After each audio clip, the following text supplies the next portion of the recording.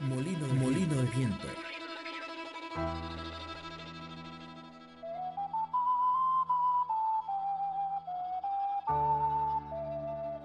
Dícese del espacio radiofónico donde creadores y lectores coinciden para intercambiar todo aquello relacionado con el proceso creativo y profesional presente en los libros.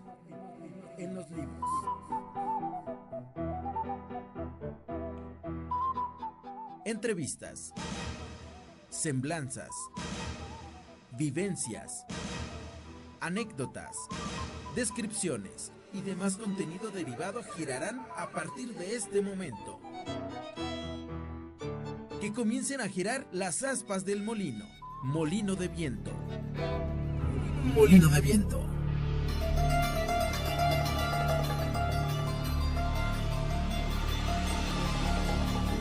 Apegándonos a información estrictamente histórica, se estima que el proceso a Jesús de Nazaret ocurrió el día 13 del mes de Nisan del año 3790 del calendario hebreo, o sea, en el siglo I después de Cristo, aproximadamente entre el año 32 y 34. Al respecto, en realidad no se cuentan con muchos datos concretos de lo que significó su realización. El historiador romano Tácito señala que el tal Cristo había sido ajusticiado por orden de Poncio Pilato. Así se refuerza la historia contada por los evangelios. Jesús no fue condenado por Pilato, sino ajusticiado por este, ya que la condena por blasfemo había tenido lugar en 2 irregulares juicios. En el último de estos había sido condenado a muerte. Aquí comienzan a girar las aspas del molino de viento. Comenzamos. El juicio del Mesías. ¿Cómo están, amigos de Vejez TV?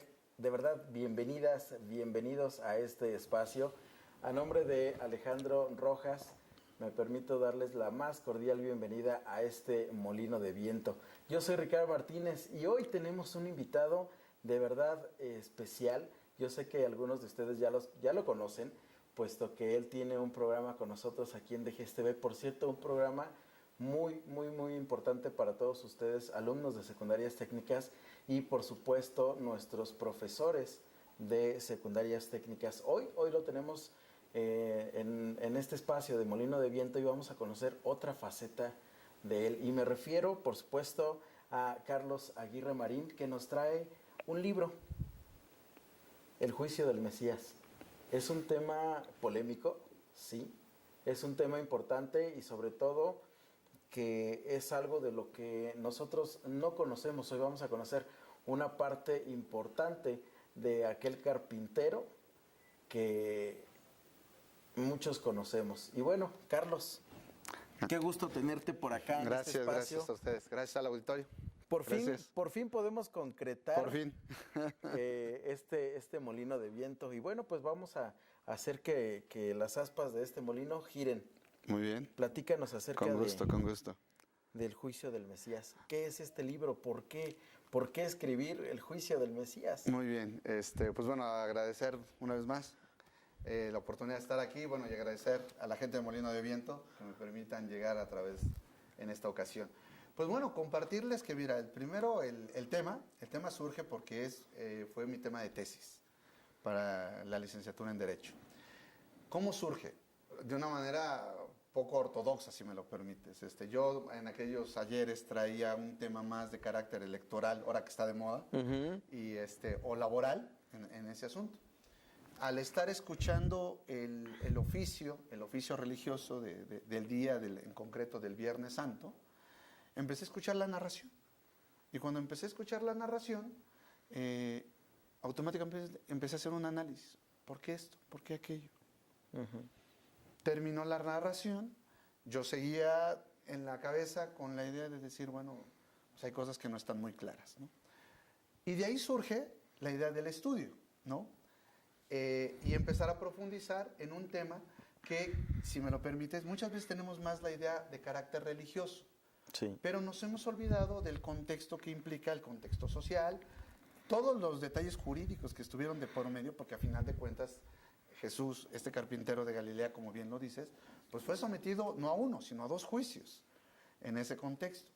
Y de ahí una serie de riquezas y de grandes referentes que conforme vas profundizando, pues dices, wow, o sea, no me imaginé que una persona de esta índole, en este caso me refiero a Jesús, hubiera pasado por un proceso tan alterado jurídicamente hablando. Carlos, me llama la atención.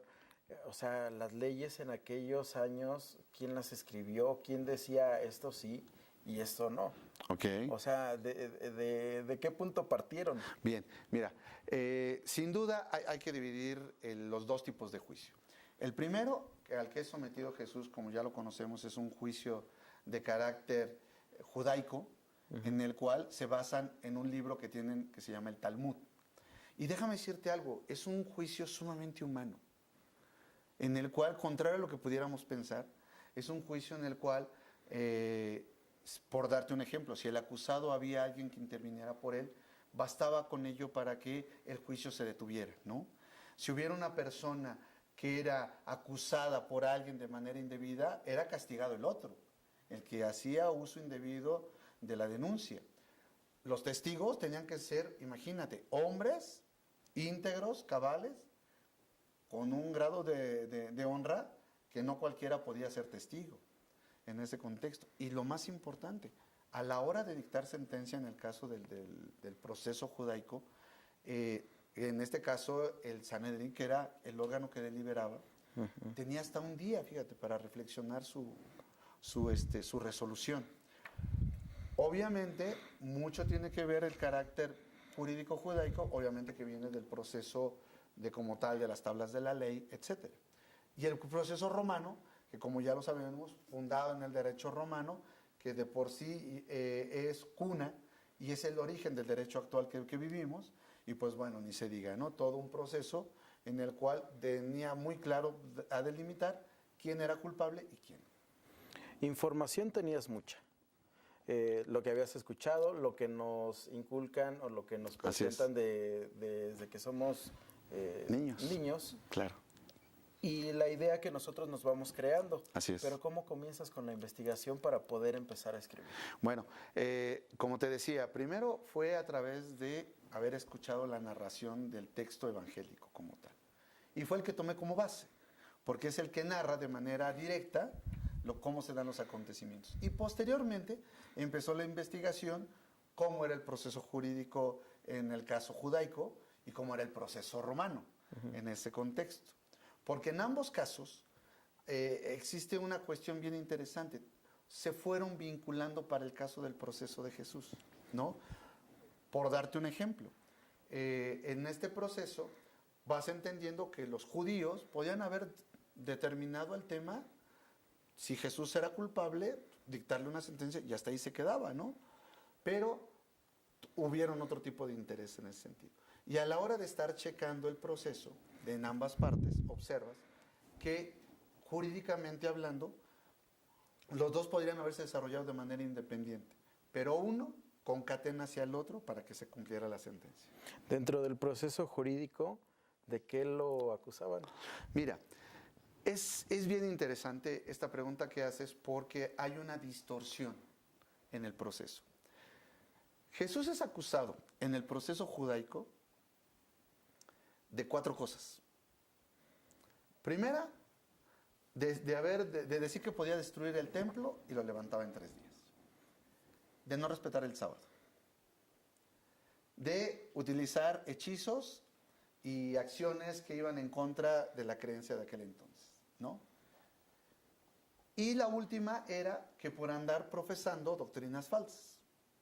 Es bien interesante observar que dentro del proceso judaico, de estas 4, la única que en verdad había cometido falta era la del sábado, la de haber hecho cosas en sábado. Pero a la vez existe una condición dentro de la ley judaica que dice que cuando el bien es mayor para el hombre y aunque tenga que violentar el sábado, es decir, no respetarlo, no se caería, en este caso, en ningún delito. Pero con todo esto, de estos 4 delitos, ninguno procede.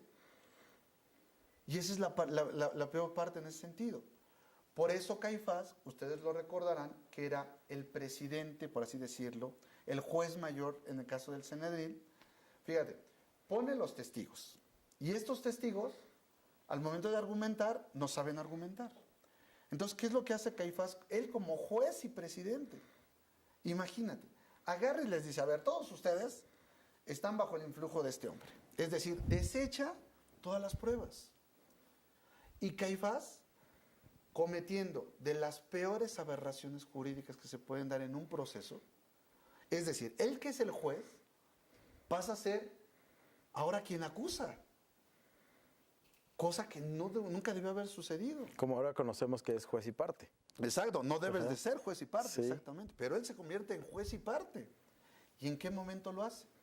En el momento en que, te digo, desecha todas las propuestas, todas las imputaciones, y le dice directamente a Jesús, yo te conjuro que tú me digas si eres el Mesías, el Hijo de Dios vivo. Es decir, Caifás, en vez de ser en base a las pruebas presentadas, hacer el análisis respectivo y tomar una decisión, en este caso junto con el Sanedrín, él desecha las pruebas, vuelve a poner nuevas pruebas, imagínate, y además él es el que hace la imputación, no de otro, él es el que hace la imputación, ¿no? Y aquí, si me lo permites, la resolución, bueno, la contestación que hace este carpintero es genial. ¿Y fue? Y fue, porque además, fíjate, esto es lo que a veces poco conocemos. Cuando le dice, tú lo has dicho, tú lo has dicho en aquel entonces tenía un peso extraordinario. Porque legalmente y socialmente, el decir tú lo has dicho implicaba, la verdad que tú dices, no la digo yo, la dices tú. Por lo tanto, si la sostienes que tú la dices, entonces, como tú dices que es cierto, entonces es verdad. Pero no porque lo diga yo, sino porque tú lo sostienes. Caifás entiende esta contestación. Y a pesar de esta contestación que sabía que no encontraba delito, procede a rasgarse las vestiduras. Es más, ni siquiera lo pone a consulta del consejo. Lo hace de esta manera. Imagínate en ese contexto. ¿No le dieron oportunidad a Jesús de llevar algún representante? Simplemente fue juzgado. Así es. Y bueno, la historia, pues ya la sabemos, ¿no? Sí, claro. Bueno, en el caso de Caifás, no en el sentido, en el caso del proceso judaico, claro que tenía derecho a que alguien interviniera, como hace rato te decía. Es un proceso sumamente humano. No le dieron oportunidad de tener nada. Y ahí te va todavía la mejor. Previo a Caifás, lo llevan ante Anás. Anás era un personaje, si tú me lo permites, el líder político de aquel entonces. No tenían por qué haberlo llevado. Pero como quisieron quedar bien con el líder político, lo llevan en ese contexto. ¿La pena máxima en aquellos años era la crucifixión?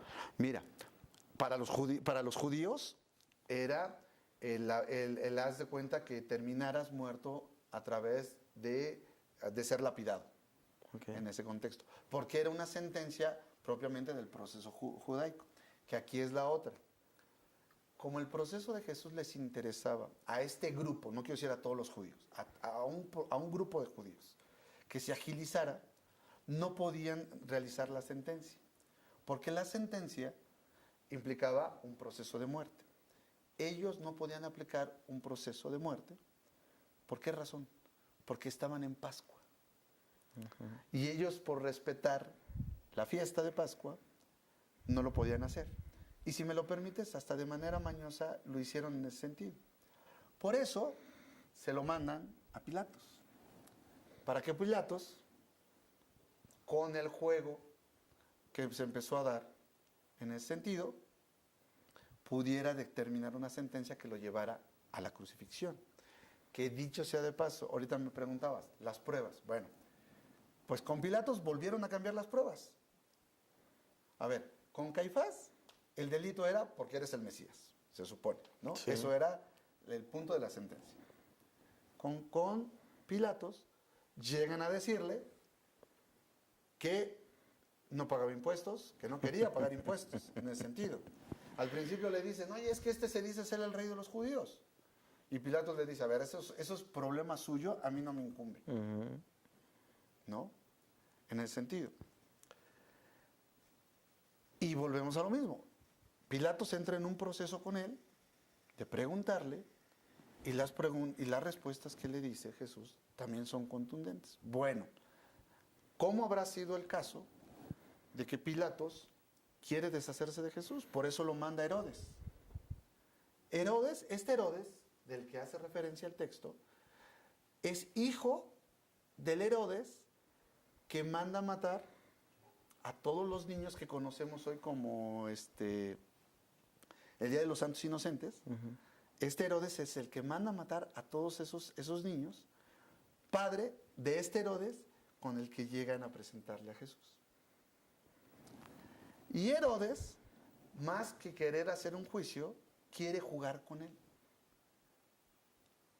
Él esperaba que Jesús hiciera algo así, impresionante, un milagro. Y como este hombre no hace nada, Herodes se aburre y por eso lo regresa a Pilatos. De ahí que se cumple el famoso dicho, ¿no? Que te traen de Herodes a Pilatos, ¿no? En el referente popular, en ese contexto. En la dedicatoria, que más adelante te voy a hacer la misma pregunta. Sí. En la dedicatoria me llamó la atención que dice, y si me permites leerlo. Por favor. A Santa María, por ser la primera abogada de la historia. Así es. ¿Por qué acordarte de ella? ¿Por qué? Bueno, mira, esto ya va un poco más en una convicción personal religiosa, en el sentido, por esta razón. El abogado es el que intercede, el que aboga por el otro, ¿no? Y en este caso, desde un punto de vista religioso, teológico y social, María, o sea, la Madre de Jesús, es lo que ha hecho a través de la historia. Desde el punto de vista, para los creyentes, es una mujer que ha abogado por la humanidad, ¿no? Para que no se le castigue, para que se le den nuevas oportunidades en esta idea teológica trascendente, ¿no? En el sentido. Y si tú lo observas, pues la función que estuvo realizando María en vida, en tiempo de Jesús, fue esa. Siempre estuvo abogando ante otros para con su hijo, en ese contexto. El detalle especial es de que, ¿por qué le digo la primera abogada? Porque antes la abogacía, por así decirlo, en tiempos de Roma, era exclusiva de los hombres. Entonces de ahí que por eso darle esa deferencia, ¿no? Es la abogada de la historia en ese sentido. La primera abogada de la historia. Son más de 70 páginas de este libro que tú escribes, que es un análisis del proceso jurídico de Jesús de Nazaret. ¿Existe alguna parte, Carlos, que sea la que más te guste de tu libro? Mira, a mí en lo particular me va apasionando el libro, en el sentido, no porque lo haya escrito yo, aclaro, sino porque... No, y es muy cierto, porque yo ya lo leí honestamente, y la verdad es que comienzas con algunos... Perdóname que te interrumpa. Sí, claro. Comienzas con algunas palabras, con algunos nombres que no vienen ni siquiera a la mente. No, o sea, ok, he leído, he escuchado, pero no me cuadra. Así es. Entonces, pasas de página y va desde cero, que es lo mejor del mundo, y lo vas redactando de una forma que te va apasionando, te va metiendo dentro de la historia. Así es. Y es algo de verdad padrísimo porque ni siquiera estás tocando la religión, estás tocando tal cual la parte del proceso jurídico que nunca fue correcto. Así es, y bueno, y mira, y es que aquí lo que me gusta mucho de la obra es que puedo brindarle a quien lo lee cosas que le van sorprendiendo, que va descubriendo. Caso concreto, ¿no? Hablo yo de 2 sentencias con Pilatos y la gente se asombra. ¿Cómo que 2 sentencias? Sí. ¿Cuándo? Y ahí les digo en qué momentos son, ¿no? Cuando agarre les dice, a ver, le dice a la turba, ¿no? Yo no encuentro ninguna culpa en este hombre, lo mandaré a azotar y lo dejaré en libertad. Ahí ya. Habló el procurador, da sentencia y se debió haber hecho, ¿no? Jesús debió haber sido, fue llevado a azotar, que lo dejan muy mal, en el sentido, en un abuso total de sus derechos humanos, si me lo permites, sí, por viéndolo supuesto. en la actualidad. Sí. Y Pilatos comete el error de volverlo a traer al estrado y les pregunta a la turba, He aquí al hombre, ¿no? ¿Qué quieren que haga con él? No, pues ya. Señor procurador, usted ya dictó sentencia, suéltelo. Pues no, lo retoma por miedo. Porque como aquí les digo, y este es otro dato que a mí me ha gustado, porque la gente se sorprende cuando les digo, la decisión de Pilatos es tomada más en función de su bienestar político. Pilatos ya estaba, por decirlo así, amenazado, sentenciado por el emperador Tiberio, imagínate, la máxima cabeza de Roma, quien le dio a entender que un relajo más, un desastre más con los judíos y toda su carrera política iba a parar, como si me lo permiten, como en esta película de Todo el Poder, en San Pedro de los Ajolotes, en el pueblo más lejano, ahí lo iban a meter. Y Pilato, a manera, fíjate, todavía de burla, al saber que no tiene salida, por eso se lava las manos. ¿Por qué? Porque en aquel entonces el lavarte las manos era un mensaje de pureza, por así decirlo. Y le dedica la pureza a estos judíos que sabían ellos que estaban obrando de manera inadecuada. Es decir, el libro te va permitiendo ir descubriendo estas cosas. Te va llevando de la mano al grado de que te digo, llegas al final por entender qué fue y qué elementos tuvieron en ese contexto. ¿Qué es lo que más además me agrada del libro? Que lo puede leer cualquiera. Muy cierto. O sea, el libro lo puede leer con todo el debido respeto y cariño aquella persona que solamente sepa leer y escribir, como aquella persona que puede tener un doctorado, en ese sentido, así, en esa gran dimensión. Y he visto el comentario, el reflejo de la gente que lo lee, que de entrada me dice, oye, lo pude entender, y eso para mí es la mayor satisfacción en ese sentido. Carlos, si no, en tu tesis, si no hubieses escrito el juicio del Mesías, ¿qué hubieses escrito?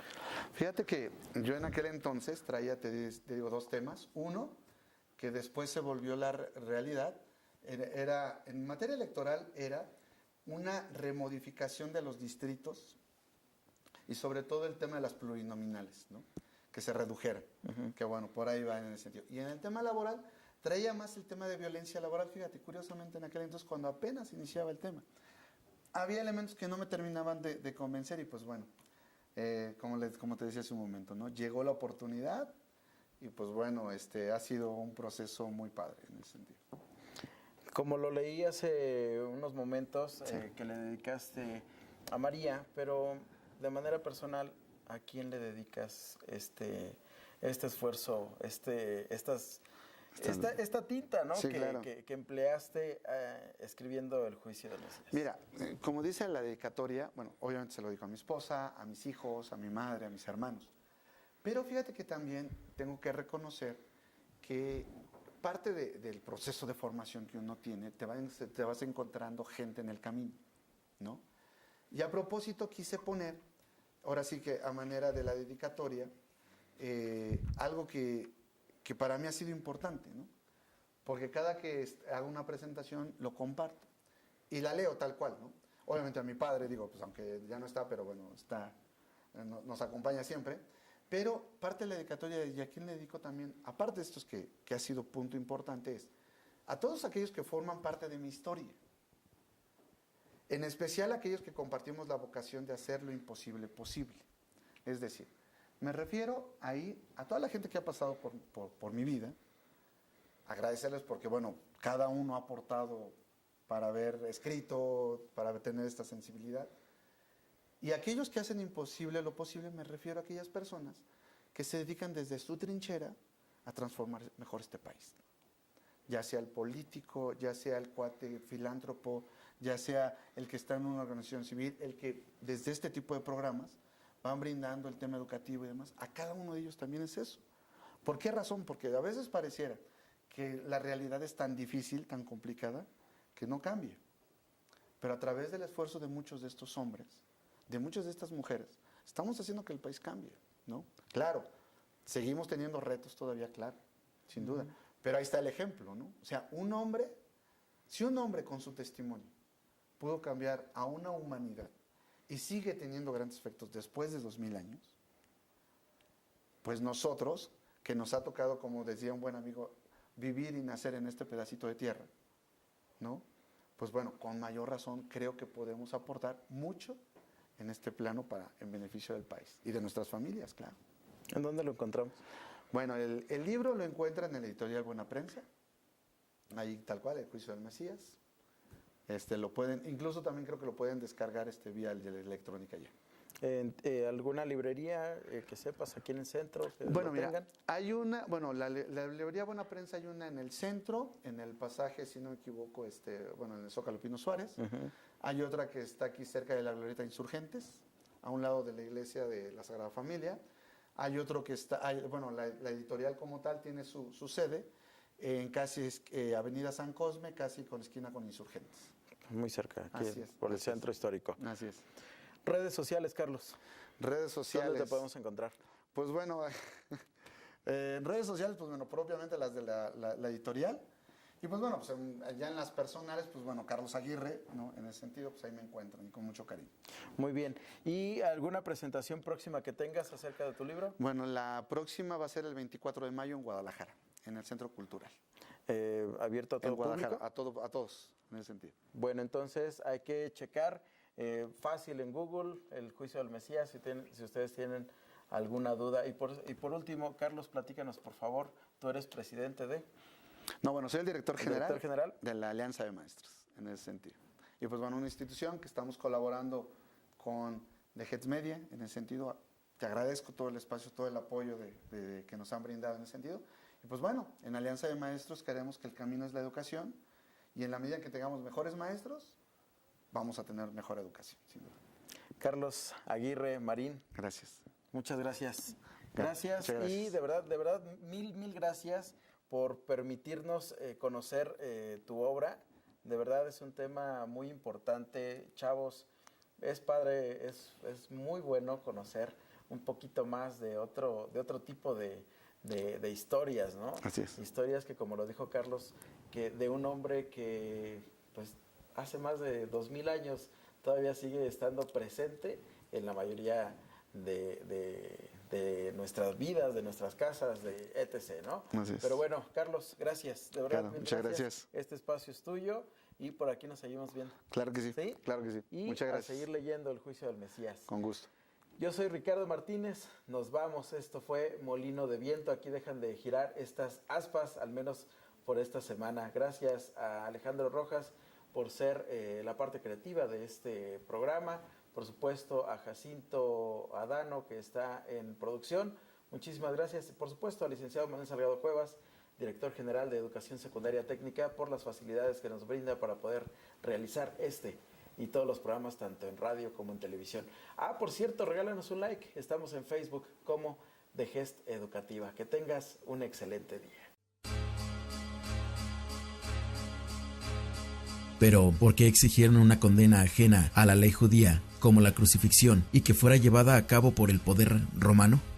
Bien, tales aspectos son abordados en el libro El Juicio del Mesías, el cual, más allá de su título, adentra al lector en el contexto social, político y religioso de la época ya citada, una donde coexistían dos marcos jurídicos, el judío y el romano. Con esto en cuenta, el texto de Carlos Fabián Aguirre Marín plantea interesantes preguntas. ¿Quién mató al personaje conocido como Jesús? ¿Quién fue el responsable de su proceso? ¿Y el juicio fue apegado conforme a derecho? Como puede verse, independientemente de cuestiones teológicas, se trata de un análisis que bien puede adaptarse a nuestro presente. Por ejemplo, no es tema menor que en años recientes, el modelo de justicia en México cambió de manera significativa. En 2008 se aprobó una reforma constitucional al sistema penal acusatorio y en 2016, el nuevo sistema se terminó de implementar a nivel nacional. Pero, como ciudadanos mexicanos, ¿entendemos bien en qué consisten estos cambios? Cuestiones como estas son las que todos podemos plantearnos al conocer de este tipo de temas. ¿Qué tal? Molino de Viento.